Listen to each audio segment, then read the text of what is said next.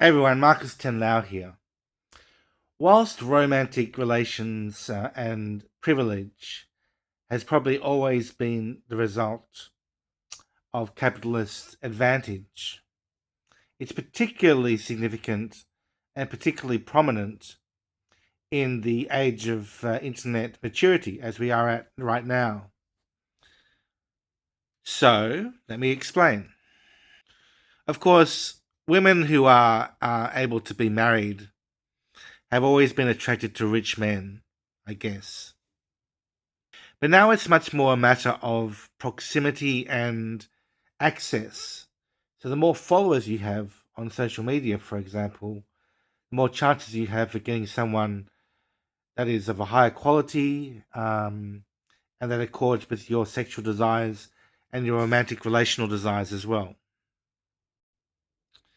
Now, I'll qualify that by saying that not everyone is absolutely obsessed with social media, but there are a significant number, and it's increasing significantly, that exposure to the internet enhances your chances of getting success in romantic relationships, and enhances everybody else's chances if they do the same thing. So it's kind of like a fishing enterprise on a large scale. Now, it took me decades to work out how social media hubs actually work, but let me explain it this way. First of all, if someone wants value for like $20, they spend $20 on advertising, they're getting immense value. And Facebook will give them 2,000 or 12,000 views just for that $20. Now, if billions of people are doing exactly the same thing, obviously the corporations will get very, very rich. And the exposure that the people who pay the corporations get, the exposure that these people get is significantly greater, many times greater, than someone who does not participate in paying the corporations. So, Facebook, for example, Facebook marketing has almost always been great value. It's been seen as great value because it's so lucrative. And of course, Zuckerberg still makes billions out of things which seem very trivial. Now, even if you don't pay Facebook or the equivalent social media hub any money at all, you are still turning the wheel and contributing to a corporate enterprise. So it's best to get off them entirely. And I think that's increasingly possible in 2026. I have spread my wings quite a lot and got onto MeWe. I've got onto Tumblr is another corporate one, but not as bad as Facebook. Imgur is another one that I've used before, and Vimeo as well.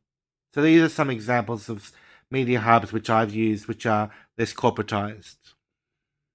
The unfortunate thing about many of these smaller media hubs is that they're not very operative. There's not much traction when you post something. And with any enshittification process, even these minor social media hubs will eventually become corrupted and decayed and rotten, just like Facebook. So this is the nature of late stage capitalism, and capitalism in any stage. The early stages of capitalism are quite innocent, they become bad, and they're very bad in the late stages. But there's no need for capitalism, hardly any need for capitalism in its entirety. If we can live a flexi socialist lifestyle among our society, that would be optimal for everybody. Like a little bit of selling here and there wouldn't go astray, but people would still work for not only the joy of working, but the joy of innovation and creative enterprise in its own terms.